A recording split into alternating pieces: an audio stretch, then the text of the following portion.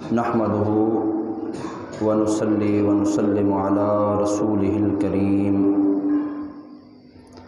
اما بعد فاعوذ بالله من الشيطان الرجيم بسم الله الرحمن الرحيم من عمل صالحا من ذكر او انثى وهو مؤمن فلنحيينه حياة طيبة آمنت بالله صدق الله مولانا العظيم وصدق رسوله النبي الكريم الأمين إن الله وملائكته يصلون على النبي يا أيها الذين آمنوا صلوا عليه وسلموا تسليما درود شریف بآواز بلند پڑھ لیجیے۔ اللہم صلی علی سیدنا و مولانا محمد مبارک وسلم صلاۃ و سلاما علیک یا سیدی یا رسول اللہ وعلی آلک و اصحابک یا سیدی یا حبیب اللہ۔ حمد و صلاۃ کے بعد اللہ جل جلالہ و عم نوالہ کی بے پناہ حمد، نبی رحمت شفیع امت کے سہارے غمخوار آقا احمد مجتبیٰ جناب محمد مصطفیٰ صلی اللہ علیہ وسلم آپ کی ذات اقدس پر درود و سلام کا نذرانہ پیش کرنے کے بعد اللہ تعالیٰ کا لاکھ لاکھ شکر ہے کہ جس مالک نے ہمیں آج پھر اپنی بارگاہ میں سجدہ ریز ہونے کی توفیق عطا فرمائی ہے۔ اللہ تعالیٰ یہ لمحات، یہ ساعتیں بار بار ہماری زندگی میں ہمیں نصیب فرمائے۔ جمعۃ المبارک کی بعد اب حاضری ہے اور آج کے جمعۃ المبارک کے خطاب کا عنوان ہے جوانی کیسے گزاریں۔ اس ضمن میں آیات مبارکہ اور احادیث طیبہ اور سرکار دو عالم نور مجسم صلی اللہ علیہ وسلم کی حسین زندگی کے حسین لمحات کے چند پہلو آپ کے سامنے رکھنے کی کوشش کروں گا۔ اللہ تعالی ہم سب کی زندگی کو اللہ اور اس کے رسول کی فرما برداری میں گزارنے کی توفیق عطا فرمائے۔ انسان اپنے مقصد حیات کو دراصل بھول چکا ہے۔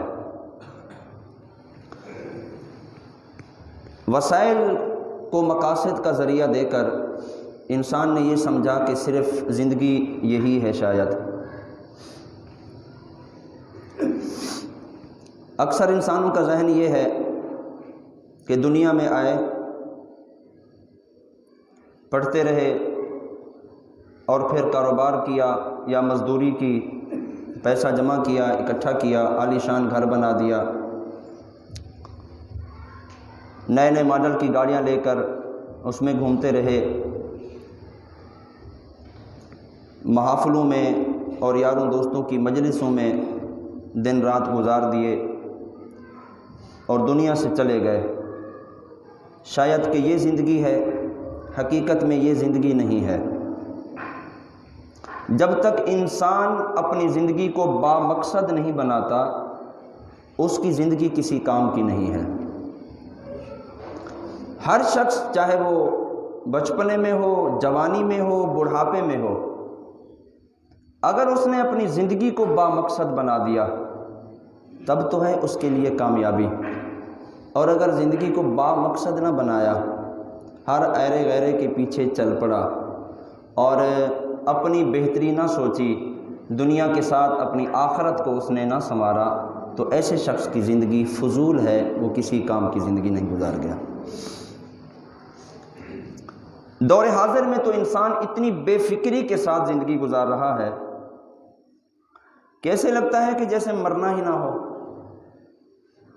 اور قبر کی فکر ہی نہیں کہ جس نے میدان محشر تک وہاں ہمیں انتظار کرانا ہے اور وہاں لیٹے رہنا ہے، اور پھر میدان محشر لگے گا، سوال و جواب ہوں گے، حساب و کتاب ہوں گے، اس طرف تصور ہی نہیں جاتا۔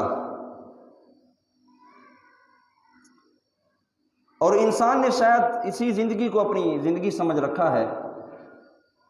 اگر ایسا ہے تو ہم دھوکے میں ہیں، اگر کامیابی چاہتے ہیں تو پھر سرکار دو عالم نور مجسم صلی اللہ علیہ وسلم کے مبارک طریقے پر چلنا ہوگا۔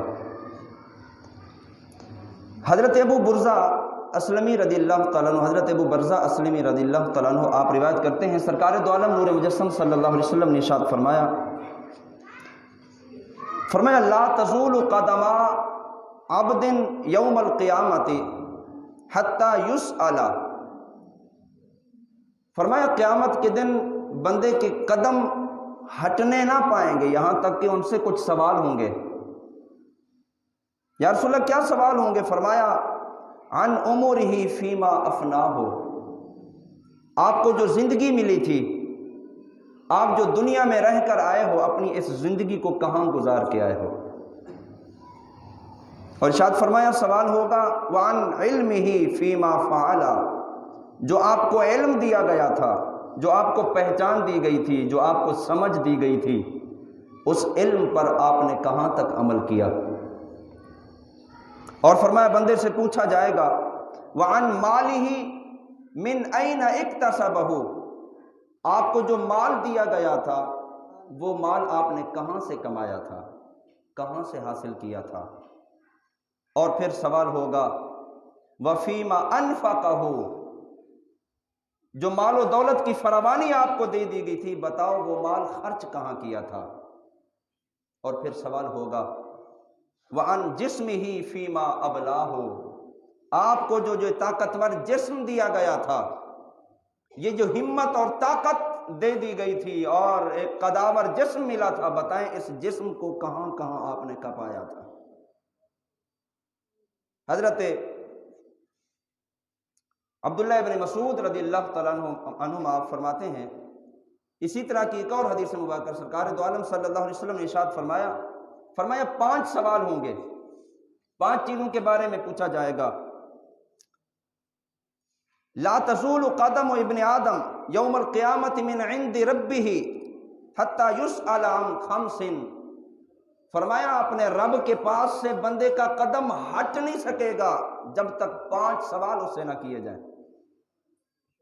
پہلا سوال ہوگا عن عمرہ فیما افناہ، یہ جو عمر ملی تھی، زندگی ملی تھی، کہاں خرچ کی تھی۔ یاروں دوستوں کے نرغے میں آ کر موج مستی میں دن رات گزار دیے تھے، یا کوئی بامقصد زندگی بنائی تھی،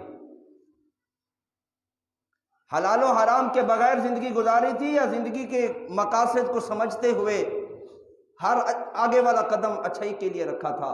بتاؤ زندگی کیسے گزاری تھی۔ دوسرا سوال ہوگا وعن شبابہ فیما ابلاہ، آپ کو جو جوانی ملی تھی، اس جوانی کو آپ نے کہاں کھپایا تھا۔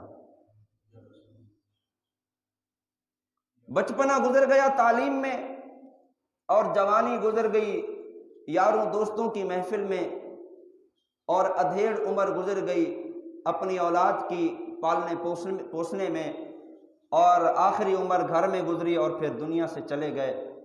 یہ کوئی زندگی کا مقصد نہیں ہے۔ سوال ہوگا بتاؤ جوانی کہاں گزاری تھی، پوری عمر کہاں گزاری تھی، پھر جوانی کہاں گزاری تھی۔ جوانی کو اہمیت کیوں دی نوجوانوں؟ جوانی کو اہمیت اس لیے دی ہے کہ جو شخص اپنی جوانی کو بامقصد بنا دیتا ہے، وہ کامیابی پھر قدم اس کے چومتی ہے۔ اسی جوانی میں ہر کام کی ابتدا ہے، نوکری کی ابتدا بھی جوانی میں ہے، کاروبار کی ابتدا بھی جوانی میں ہے۔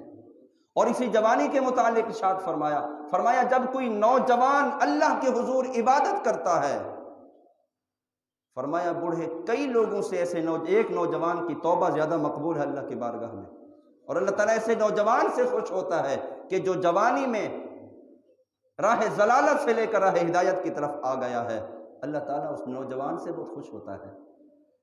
تو اس لیے ارشاد فرمایا سوال ہوگا جوانی کہاں گزاری تھی، اور تیسرا سوال ہوگا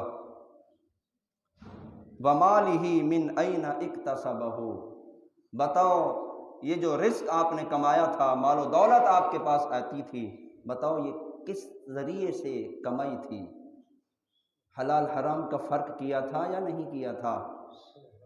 جس طرح کا موقع ملتا تھا لے لیتے تھے، یا ماتحتوں کا بھی خیال رکھتے تھے؟ مال کیسے کمایا تھا، اور ساتھ ہی سوال ہوگا وفیما انفقہ، بتاؤ مال و دولت کی جو فراوانی تھی، مال و دولت کی جو ریل پیل تھی آپ کے پاس، بتاؤ وہ مال خرچ کہاں کیا تھا؟ مرغ لڑانے میں خرچ کرتے رہے، کرکٹ کھیلنے میں خرچ کرتے رہے، جوئے میں مال اڑاتے رہے، تاش کی محفلوں میں مال اڑاتے رہے، یا اللہ کی مخلوق کی بھی کوئی خدمت کی تھی، یا بھلائی کے کاموں میں بھی یہ مال خرچ کیا تھا؟ بتاؤ مال کہاں خرچ کیا تھا؟ اور پانچواں سوال ہوگا، فرمایا وَمَاذَا عَمِلَ فِيمَا عَلِمَ، کہاں تک عمل کیا آپ نے اس علم کے بارے میں جو علم آپ کو ملا ہے؟ آج تو ہمارے ہاں ایک المیہ ہے، کوئی اگر مزدور آدمی داڑھی رکھ لیتا ہے تو لوگ اس کے پیچھے پڑ جاتے ہیں، دیکھو جی ملا بن گیا، دیکھو جی صوفی بن گیا۔ اور کئی لوگ ایسے لوگوں کی باتوں کی وجہ سے داڑھی نہیں رکھتے، یار اگر ہم داڑھی رکھیں گے تو پھر کچھ پتہ تو ہے نہیں، پھر لوگ ہم سے سوال کریں گے، پوچھیں گے۔ تو آپ اس نیت سے داڑھی رکھیں ہی نہیں کہ لوگ آپ سے سوال کریں گے۔ اس کے متعلق تو حضور اکرم صلی اللہ علیہ وسلم نے ارشاد فرمایا، کوئی عالم دین بھی اگرچہ کیوں نہیں، علم جاننے والا بھی کیوں نہیں، اگر اس سے سوال ہوا اور اس کو علم نہیں ہے اس سوال کے بارے میں، تو وہ کہہ سکتا ہے میں نہیں جانتا۔ ضروری تھوڑی ہے آپ نے اپنے آپ کو مبتلا کرنا ہے ان معاملات میں، آپ نے اپنے آپ کو الجھا کر رکھنا ہے۔ اور ہمارا معاشرہ پھر ایسے لوگوں کی جو قدر و قیمت کرتا ہے آپ جانتے ہیں۔ حالانکہ اگر سنت رسول سمجھ کر داڑھی کو رکھا جائے اور دین کا خدمتگار بن کر دین کی پاسداری، حفاظت اور دین کی سرحدوں کی حفاظت کرتے ہوئے شریعت مطہرہ کا عامل بن جائے، اس سے بڑا کامیاب بندہ کوئی نہیں ہے۔ اور پھر ہمارے ہاں ایک المیہ ہے، کسی مسئلے پر کوئی معاملہ ہو جاتا ہے، طلاق کا معاملہ ہے، عدت کا معاملہ ہے، خصوصاً یہ معاملات، اور اس سے نیچے کئی ایسے معاملات ہیں، چونکہ ہم نے فیصلہ اپنی مرضی کے مطابق کرنا ہوتا ہے، ہم نے فیصلہ خاندان میں بیٹھ کر کرنا ہوتا ہے، اور بات بھی ہم نے وہی ماننی ہوتی ہے جو ہمارا خاندان اور برادری کے بڑے کریں گے، اگرچہ وہ فیصلہ حق پر ہے یا نہیں ہے اس بات کی طرف ہم نہیں جاتے۔ تو ایسے مسائل کے متعلق پھر پوچھتے بھی نہیں ہیں، اگر پوچھا اور پھر دارالافتاء سے فتویٰ اس کے خلاف آ گیا تو ظاہر ماننا پڑے گا، اس لیے فتویٰ لیتے نہیں ہیں، اس لیے مسئلے کی تحقیق کرتے نہیں ہیں۔ کئی لوگ ایسے ہیں آج بھی معاشرے میں، طلاقیں ہو جانے کے باوجود بھی وہ گھروں میں زندگی گزار رہے ہیں۔ کئی لوگ ایسے ہیں جناب معاشرے میں، جب 3 طلاقیں مکمل ہو جائیں، وہ جو میاں بیوی تھے کل تک آج وہ اجنبی ہیں، زندگی گزار رہے ہیں، تو وہ حرام کی زندگی گزار رہے ہیں۔ لیکن چونکہ مسئلہ پوچھنا نہیں ہے، پوچھیں گے تو پھر عمل کرنا پڑے گا۔ تو فرمایا اس کے بارے میں بھی سوال ہوگا، جو آپ کے پاس علم تھا اس علم پر کہاں تک آپ نے عمل کیا تھا؟ تو فرمایا بندہ رب کے حضور سے قدم نہیں اٹھا سکے گا جب تک یہ 5 سوال اس سے نہیں ہوں گے۔ ہم سوچیں ہماری زندگی کس طرز عمل پر چل رہی ہے۔ 2 ہی مقام ہیں، جنت ہے اور دوزخ ہے۔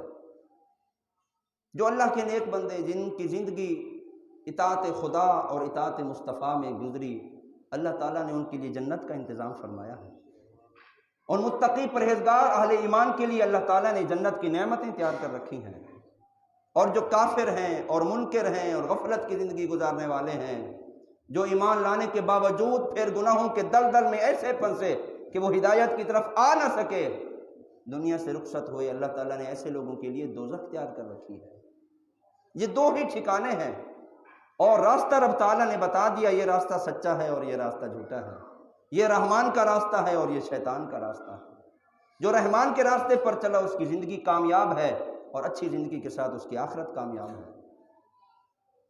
اور جو نفس امارہ کی پیروی کرتا رہا اور شیطان کے نقش قدم پر چلتا رہا، زندگی میں بھی اسے کوئی سکون اور چین نہیں ہوگا، اور مرنے کے بعد تو اس کے لیے پھر کوئی راحت نہیں ہے۔ صرف 2 ہی ٹھکانے ہیں، جنت اور دوزخ۔ اللہ تعالیٰ نے قرآن مجید فرقان حمید میں ارشاد فرمایا، سورہ نحل کے اندر فرمایا من عمل صالحا من ذاکرن او انسا وہو مؤمن، مومن کی شان اللہ تعالیٰ نے بیان فرمائی۔ یہ جو دل میں ایمان ہے نا، سینے میں ایمان کی شمع روشن ہے، یہ کوئی عام چیز نہیں ہے۔ فرمایا من عمل صالحا من ذاکر او انثی وہو مؤمن فلنحیینہ حیاتا طیبہ، فرمایا جس نے اچھے عمل کیے، اعمال صالحہ والی زندگی گزاری، چاہے وہ مرد ہوں چاہے عورتیں ہوں، چاہے مرد ہو چاہے عورت ہو، وہو مؤمن، شرط یہ ہے ہو مومن۔ تو فرمایا فلنحیینہ حیاتا طیبہ، ہم اسے پاکیزہ زندگی عطا فرمائیں گے۔ مومن ہو، اچھے اعمال کرے، مومن ہو، پاکیزہ زندگی ہم اسے عطا کریں گے۔ اور فرمایا وَلَنَجْزِيَنَّهُمْ أَجْرَهُمْ بِأَحْسَنِ مَا كَانُوا يَعْمَلُونَ، اور ارشاد فرمایا جو ہم اس نیکی کرنے پر ایسا اجر عطا فرمائیں گے کہ فرمایا جو سب سے بہتر کام کے لائق ہوگا۔ جو اجر اللہ عطا فرمائے گا اس اجر سے بڑھ کر پھر کوئی اجر نہیں ہے۔ جو جزا اللہ تعالیٰ عطا فرمائے گا اس جزا سے بڑی پھر کوئی اور جزا ہے ہی نہیں اور نہ ہی ہو سکتی ہے۔ تو مرد و عورت مومن ہوں، اچھے عمل کریں، اللہ تعالیٰ انہیں پاکیزہ زندگی دے رہا ہے اور دینے کا اعلان فرما رہا ہے۔ مومن کی شان، مومن اگرچہ غریب ہی کیوں نہیں نا، مومن بھلے میں ہے۔ مومن اگرچہ تنگ دستی میں زندگی گزار رہا ہو لیکن پھر بھی وہ کامیابی میں ہے۔ اور مومن کی فقیرانہ زندگی اس مالدار کافر اور عیش و عشرت والی زندگی گزارنے والے کافر سے 1000 درجے بہتر ہے۔ کیوں؟ اللہ نے مومن کو 2 شانیں عطا فرمائی ہیں، ایک نعمت زندگی اور ایک نعمت آخرت۔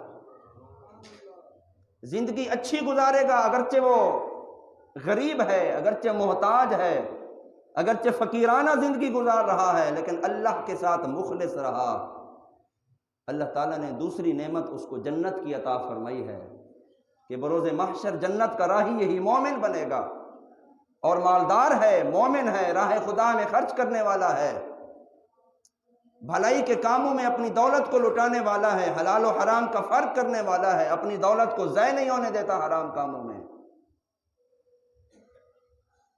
تو یہ مومن، اس کی دنیا بھی کامیاب اور آخرت بھی کامیاب ہے، بنسبت اس کافر کے کہ جس کی زندگی مال و دولت والی گزری، عیش و عشرت والی زندگی گزری، اس کی زندگی یا زندگی میں جتنے بھی وہ مال خرچ کرتا رہے اس کے کسی کام کے نہیں ہیں، دنیا سے خاتمہ ہوا، جنت کی نعمتیں اس کے لیے اللہ نے تیار نہیں کر رکھی۔ تو اس لیے مومن کی شان ہے کہ مومن جس حال میں بھی ہے اللہ کے ساتھ مخلص رہے، اللہ تعالیٰ اس کی آخرت کو پھر کامیاب بنا دے گا۔ سرکار دو عالم نور مجسم صلی اللہ علیہ وسلم نے ایک مقام پر ارشاد فرمایا، اور یہاں اس سے پہلے ایک آیت مبارکہ، یہاں پر ایک سوال ہوتا ہے کہ جناب عبادت پہ اتنا زور دیا جائے، اللہ کی اطاعت کی جائے اور ہر وقت جناب مسجد میں بیٹھے رہیں، ہر وقت عبادت کرتے رہیں، تو پھر ذریعہ معاش ہمارا کیسے ہوگا؟ ہم رزق کیسے کمائیں گے؟ ہمارے بیوی بچے کیسے کھائیں گے؟ اہل خانہ پھر ضروریات کیسے پوری کریں گے؟ سب سے پہلے تو ہمیں یہ سمجھنا ہوگا ہم دنیا میں آئے کس لیے ہیں؟ کیا دنیا میں مال کمانے کے لیے آئے ہیں؟ کیا دنیا میں بچے پالنے کے لیے آئے ہیں؟ میرا رب ارشاد فرماتا ہے وَاصْبِرْ وَأْمُرْ أَهْلَكَ بِالصَّلَاةِ وَاسْتَبِرْ عَلَيْهَا لَا نَسْأَلُكَ رِزْقًا نَحْنُ نَرْزُقُكَ وَالْعَاقِبَةُ لِلتَّقْوَىٰ، فرمایا اپنے گھر والوں کو نماز کا حکم دو، خود بھی اس پر استقامت حاصل کرو۔ اپنے گھر والوں کو نماز کا حکم دو اور خود بھی اس پر استقامت حاصل کرو۔ لا نسألک رزقا، اللہ ارشاد فرما رہا ہے میں تم سے رزق نہیں مانگتا، نحن نرزقک، بلکہ آپ کو تو رزق میں خود دیتا ہوں۔ والعاقبۃ للتقویٰ، انجام اس کے لیے ہے جو اچھی زندگی گزار گیا ہے۔ اور یہ رزق کی بات فرمایا وما من دابۃ فی الارض الا علی اللہ رزقها، وَيَعْلَمُ مُسْتَقَرَّهَا وَمُسْتَوْدَعَهَا كُلٌّ فِي كِتَابٍ مُبِينٍ۔ فرمایا زمین پر چلنے والا کوئی ایسا نہیں ہے جس کا رزق اللہ کی ذمہ کرم پر نہ ہو، چاہے وہ انسان ہیں، چاہے جانور ہیں، چرند ہیں، پرند ہیں، ہر کسی کا رزق رب تعالیٰ کے ذمہ ہے۔ اور اللہ ارشاد فرما رہا ہے، فرمایا میں جانتا ہوں کہ کہاں ٹھہرنا ہے، کہاں سپرد کرنا ہے، اور یہ سب کچھ ایک صاف کتاب میں ہم نے لکھ دیا۔ اور ایک مقام پر ارشاد فرمایا وَمَا خَلَقْتُ الْجِنَّ وَالْإِنسَ إِلَّا لِيَعْبُدُونَ، فرمایا جنوں اور انسانوں کو ہم نے نہیں پیدا کیا مگر صرف اپنی عبادت کے لیے پیدا کیا ہے۔ اللہ تعالیٰ نے جو انسانوں کو کائنات میں بھیجنے کا صرف ایک مقصد ہے، وہ ہے اللہ کی عبادت۔ اللہ کے ساتھ بندہ مخلص رہے، اللہ تعالیٰ کو بندہ راضی کرتا رہے، اللہ کے احکام کی پابندی اور پاسداری کرتا رہے۔ رزق کا ذمہ تو اللہ تعالیٰ نے خود لیا ہے، اور جو زندگی اس عالم میں گزار جاتے ہیں کہ ساری زندگی اللہ کے ساتھ مخلص رہے، اللہ تعالیٰ پھر خود ان کی ذمہ داریاں بھی اٹھا لیتا ہے اور ان کے کام کاج بھی اللہ تعالیٰ خود سنبھالتا ہے۔ حدیث مبارکہ سرکار دو عالم نور مجسم صلی اللہ علیہ وسلم نے ارشاد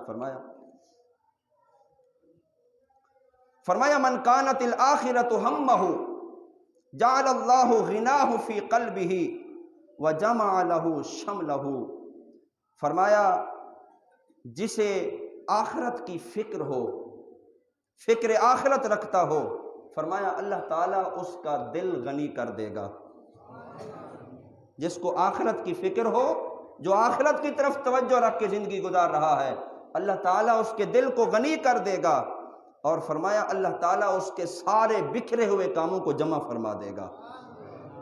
اور ساتھ ہی ارشاد فرمایا دنیا اس کے پاس ایسے آئے گی جس طرح کوئی ذلیل چیز کسی کے پاس آتی ہے، یعنی دنیا ذلیل ہو کر بندے کے پاس آئے گی، شرط یہ ہے آخرت کی فکر ہو۔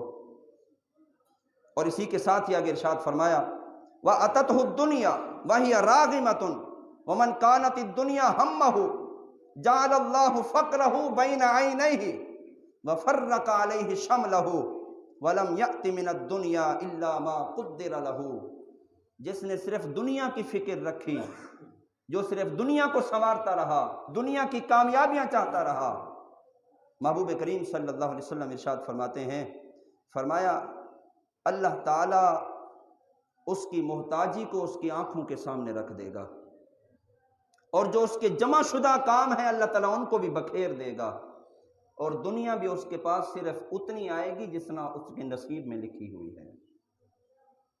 رزق اتنا ہی آنا ہے جتنا ہمارے مقدر میں لکھا ہے، رزق اتنا ہی ملنا ہے جتنا رب تعالیٰ نے ہمارے مقدر میں لکھ دیا ہے۔ اگر ہم بھلائی کے کاموں میں زندگی گزاریں گے تب بھی رزق آئے گا، اور اگر بھلائی کے کاموں میں زندگی نہیں گزاریں گے رزق تب بھی آئے گا، لیکن طریقے مختلف ہیں۔ جو بھلائی کی زندگی گزارے اور فکر آخرت والی زندگی گزارے اس کے پاس رزق آئے گا، لیکن ذلیل ہو کر آئے گا، اس کو بھاگنا نہیں پڑے گا رزق کے پیچھے۔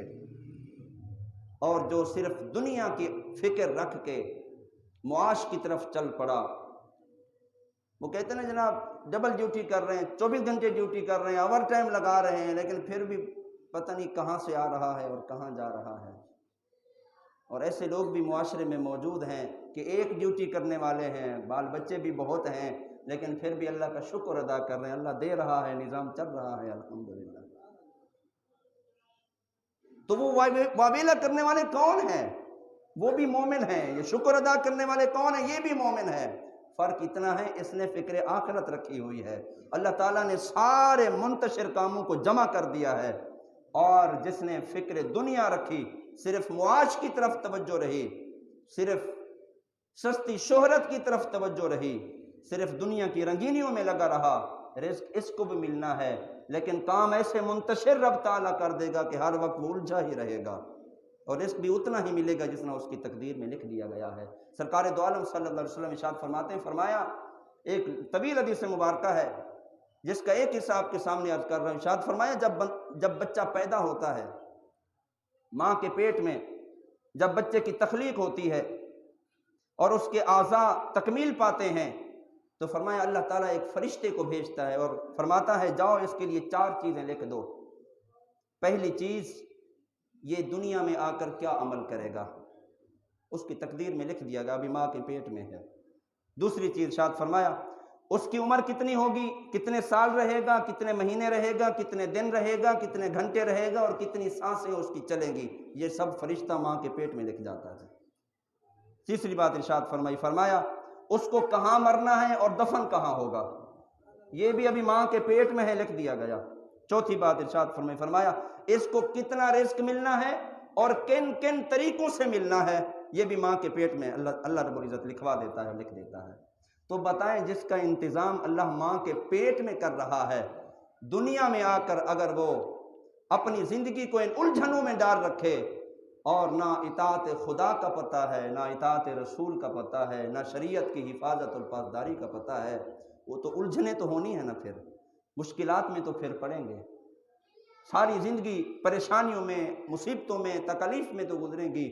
جس نے اپنی زندگی کو فکر آخرت کے لیے، اللہ کی یاد کے لیے اپنی زندگی کو با مقصد بنایا ہے، اللہ تعالیٰ اس کی زندگی بھی کامیاب فرماتا ہے، پھر اس کی آخرت بھی اللہ تعالیٰ کامیاب فرما دیتا ہے۔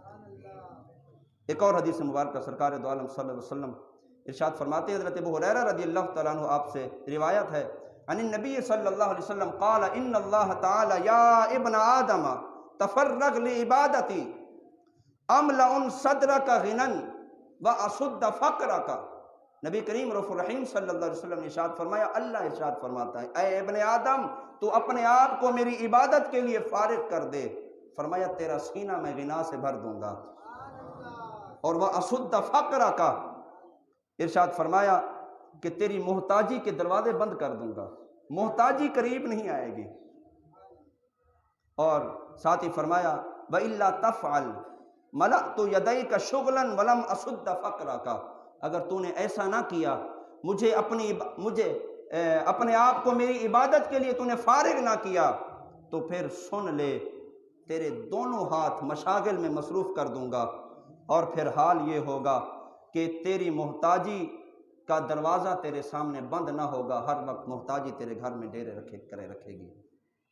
زندگی کا مقصد اللہ کی عبادت ہے، زندگی کا مقصد اللہ کی یاد ہے، معاش بھی کریں، رزق حلال بھی کمائیں۔